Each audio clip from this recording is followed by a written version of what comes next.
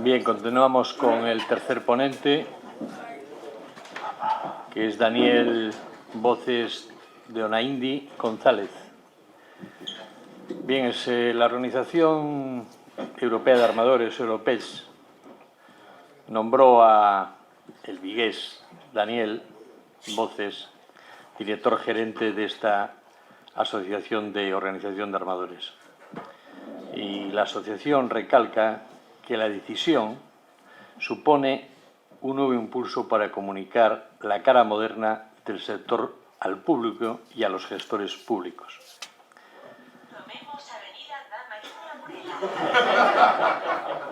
Es licenciado en Derecho por la Universidad de Santiago de Compostela y lleva ocupando el puesto de director gerente en funciones desde el mes de diciembre del año 2016. No te voy a añadir más cosas y más cuestiones, que tienes muchísimas, pero lo importante es que dispongas y que desarrolles expongas tu dimensión social de la pesca en la PPC, que creo que es a continuación de los indicadores sociales en Europa, visión desde la patronal europea. Y sin más, tienes la palabra, Daniel. Pues muchísimas gracias por la presentación y es un placer para mí estar en mi tierra. Soy vigués, pero de procedencia también de Viveiro. Veo aquí a mi primo Vicente. Y nada, muchísimas gracias a la organización por la invitación y estoy encantado pues, de presentaros la dimensión social de la pesca desde el punto de vista de Europa, de Bruselas. Sé que muchas veces os va a parecer que estoy hablando de algo que está en las nubes y que no entendemos muy bien lo que es, pero la realidad nos enseña que al final esto se convierte en legislación y es lo que se va a aplicar en todos los países de la Unión Europea. Antes de entrar en materia, siempre me gusta pues, daros una pincelada de cómo está la situación en la Unión Europea en términos pues, de números y bueno, pues daros unos pequeños datos, ¿no? Entonces, el número de barcos con los que contamos actualmente son unos 83.000. El 75%, como sabéis, son de bajura, de menos de 12 metros. Capturamos unos 5 millones de toneladas al año, el 80% en aguas europeas, lo que se traduce en unas 14.000 millones de raciones, o sea, de alimento, para los consumidores y que tiene un valor de unos 7.000 millones de euros. Y hoy por hoy contamos pues, con unos 152.000 trabajadores, 152.000 pescadores a nivel europeo.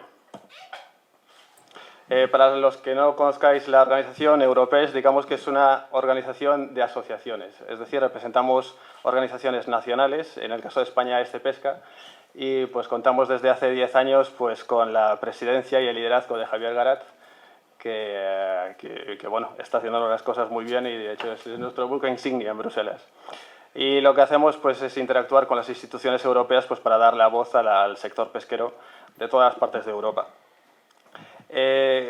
Como sabéis, esto es muy importante porque la Unión Europea tiene competencia exclusiva en la política pesquera, pero no así en el tema social, y esto, como veremos, tiene ciertas complicaciones. Como ya os imagináis, la política pesquera común pues, se centra principalmente en gestionar las poblaciones pesqueras, los recursos, así como las flotas pesqueras. Y esto pues, requiere de una cierta complejidad legislativa, ya que tenemos diferentes direcciones generales involucradas en el proceso legislativo. Así, desde el punto de vista de la gestión de los recursos pesqueros, tenemos a la DG Mare, pero si hablamos de seguridad en el mar, es la DG Move o DG Transporte. Si hablamos de aspectos sociales, entonces interviene la DG Empleo y, por último, en el tema de mercado e importaciones, acuerdos comerciales, etcétera, pues tenemos la Dirección General de Trade. Entonces, es fundamental tener un órgano que agrupe todos estos sentimientos por parte de la industria y por eso tenemos el órgano consultivo que se ha creado dentro de la DG Empleo, que es el Comité de Diálogo Social para la Pesca Marítima. Y aquí pues agrupamos dos organizaciones diferentes. De una parte, la agrupación empresarial, que viene de estar formada por Europes, y las sindicales por ETF, pues para discutir el impacto socioeconómico de las políticas pesqueras, así como también abordar y abarcar aquellas deficiencias que encontremos en la implementación de la PPC.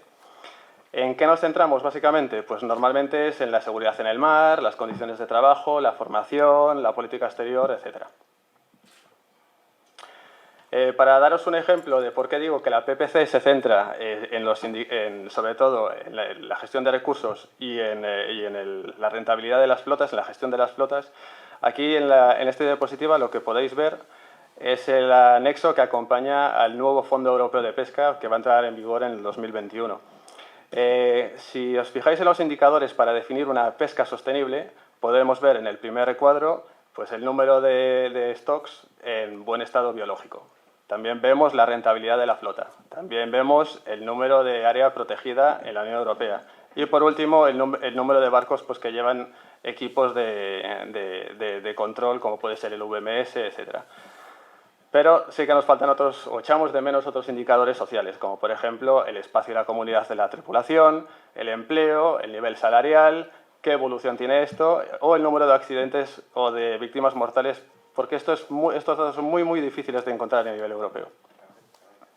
Entonces, ya a nivel particular, en el Comité de Diálogo Social, pues tenemos diferentes objetivos. El primero de ellos, como venía señalando, pues son unas políticas pesqueras que estén en sintonía con las disposiciones sociales. Es decir, lo que buscamos es un verdadero equilibrio de los tres pilares de la sostenibilidad. Como sabéis, son el medioambiental, el económico y el social. Y esto no siempre lo encontramos en la legislación europea. Un mal ejemplo de cómo hacerlo es la obligación de desembarque. Porque si bien la Comisión Europea tenía unos ciertos propósitos, lo que nos ha llevado al final es a tener que trabajar más horas, menos espacio, menos cuota, tener que pescar cuotas que no son para consumo humano, problemas con seguridad a bordo, etcétera, etcétera. Y esto es una larga lista. Otro conflicto legislativo que hemos detectado, pues la directiva que mencionaba Rocío anteriormente, que va a implementar el convenio C188, impone a los armadores pues, disponer de un mayor espacio para determinadas áreas, como puede ser pues, los baños, la habitabilidad. Pero, sin embargo, vemos que en la PPC pues, tenemos unos límites establecidos sobre la capacidad, el arqueo bruto. Entonces, vemos que aquí hay un conflicto pues, que hay que solucionar. En el Fondo Europeo de Pesca, además del ejemplo que venía señalando, también vemos que por parte de la Comisión se fijaban mucho en la gestión de los recursos, en dar dinero para gestionar mejor los recursos, pero se olvidaba un poco de la industria. Por ejemplo, buscamos la palabra formación en todo el texto, tal como era propuesto por la Comisión Europea, y no había nada. Y, sin embargo, la formación de los pescadores creemos que es algo fundamental. Bueno, también vemos el tema de la renovación de la flota. Para la Comisión Europea esto está siendo una línea roja, que no quieren ni siquiera hablar de ella. Puede hablar un poco de modernización, pero nunca de renovación o construcción de barcos. Y estamos intentando cambiarles la mentalidad en este sentido. En cuanto a la política exterior de la PPC, también los interlocutores sociales pues, estamos haciendo bastante progreso y actividades. ¿Cómo lo hacemos? Pues creando grupos de trabajo en los diferentes consejos consultivos. De hecho, tenemos un acuerdo de colaboración con el Consejo Consultivo de Aguas Lejanas y también se está estableciendo en otros diversos consejos consultivos. También hemos aprobado una cláusula social para la introducción en los acuerdos que negocie la Unión Europea y que firme con terceros países para la protección de los pescadores locales. Y también procuramos que haya un equilibrio entre las disposiciones que se incluyen en estos acuerdos con terceros países y las obligaciones de los Estados miembros. Por ejemplo, en el caso de Mauritania, muchos de los operadores necesitan contratar hasta un 60% de la población local para poder pescar en esas aguas. Evidentemente, esto tiene ciertas repercusiones, como puede ser problema de idioma, problema de certificado sanitario, problema de formación, etcétera, etcétera. Entonces, aquí también estamos interactuando un poco con la Comisión Europea pues, para que funcione correctamente. En cuanto a los acuerdos comerciales y preferencias arancelarias, no nos oponemos a ellas, pero si estamos importando pescado de países como Tailandia, tenemos que asegurarnos que si le vamos a conceder un beneficio a ese país, pues que por lo menos esté respetando los derechos laborales de sus trabajadores. Y también intentamos que se coordine mejor la política contra la pesca ilegal con las políticas sociales. Y aquí también, por ejemplo, el caso de Tailandia, en el que la Comisión Europea acaba de retirar la tarjeta amarilla, pero sin embargo vemos que los sindicatos y las ONG siguen detectando abusos muy serios en el país. No sé si se ve. No. Vale. Nada, lo tengo en la diapositiva. Esto sé que suena mucho a nivel internacional, pero es que al final, y no aparece en la diapositiva, estamos importando 60% del pescado que consumimos en la Unión Europea viene de fuera. No lo estamos produciendo nosotros. Los armadores europeos producimos 5 millones de toneladas, pero importamos 9 millones de toneladas, 9 millones de pescado en la Unión Europea. Si no conseguimos que estas normas se apliquen a todo el mundo y solo se aplica a la Unión Europea, entonces va a pasar lo que dijo la consellera, acabaremos importando el pescado de fuera. Entonces es importante que cuando hable de convenios internacionales tengamos esto en la mente. Un poco entrando en profundidad en este último punto, lo que intentamos también es armonizar o alinear las políticas de la Unión Europea con las normas internacionales. Creemos que tenemos un marco legislativo adecuado a nivel internacional y que han sido adoptados pues, por las agencias de Naciones Unidas, como puede ser la OMI, la OIT y la FAO. Y me alegro que Rocío ya haya introducido estos convenios que muchas veces suenan a chino, pero que son muy importantes, ¿no? Como puede ser la construcción en condiciones de seguridad de los barcos, como es el convenio de Torremolinos, que, como sabéis, España ha ratificado este año y va a haber una conferencia bastante importante en el mes de octubre, si no recuerdo mal. El Código de Conducta de la FAO, las condiciones de trabajo establecidas por el C-188 y también la capacitación y certificación de pescadores por el STCWF. Estos convenios lo que consiguen es que tengamos una armonización de las normas, facilitan una circulación de los trabajadores y unos niveles adecuados de seguridad. Además, aseguran unos límites mínimos de mejora social y también que haya una igualdad de condiciones a la hora de competir a nivel internacional, que es lo que veníamos diciendo, para que podamos competir con el pescado que nos viene de otros países como puede ser China, Taiwán o Tailandia. Aquí tenemos lo del 60%. Es verdad que tenemos un cuadro legislativo adecuado, pero sin embargo, a la hora de la verdad, vemos que los Estados miembros, no solamente a nivel internacional, sino en Europa, no están haciendo del todo los deberes. ¿Y por qué digo esto? Por ejemplo, el convenio C-188, solamente 4 Estados miembros lo han ratificado. Pero es verdad que gracias al acuerdo de los interlocutores sociales, de Europes y ETF, se ha propuesto una directiva que se ha acabado adoptando en el 2017. En cuanto al convenio STCWF, solamente 9 Estados miembros lo han ratificado y nosotros lo que estamos proponiendo ahora como interlocutores sociales es que haya una directiva para que se asegure una armonización de las normas a nivel europeo. Y por último, el convenio de Torremolinos, que aunque haya sido ratificado por España, ni siquiera está en vigor. Pero aquí, de nuevo, tenemos una directiva a nivel europeo desde hace muchos años. La situación que encontramos también es un poco de desajuste si lo comparamos con otros sectores. Si comparamos el número de ratificaciones de los convenios internacionales con las mismas normas, mismas disposiciones y mismos requisitos entre el sector de la pesca y el sector del transporte marítimo, vemos que para el sector del transporte marítimo se ratifica por los Estados miembros sin ningún tipo de duda, pero para la pesca, pues aquí surgen las dudas. Y la situación es un poquito más seria si vemos el número de pescadores a nivel mundial en comparación con los marineros en transporte marítimo, ya que de cada 25 personas que trabajan en la mar, 24 son pescadores. Entonces, los interlocutores sociales pues, hemos hecho muchos esfuerzos durante estos últimos años pues, para cambiar la situación. ¿Y cómo lo hacemos?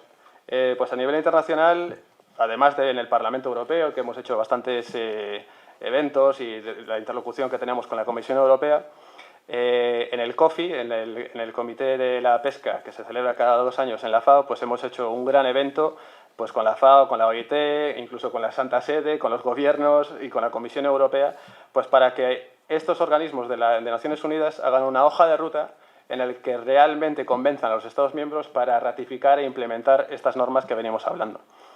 También la FAO está actualmente desarrollando unas guías o unas pautas para una pesca socialmente responsable en el que estamos también participando.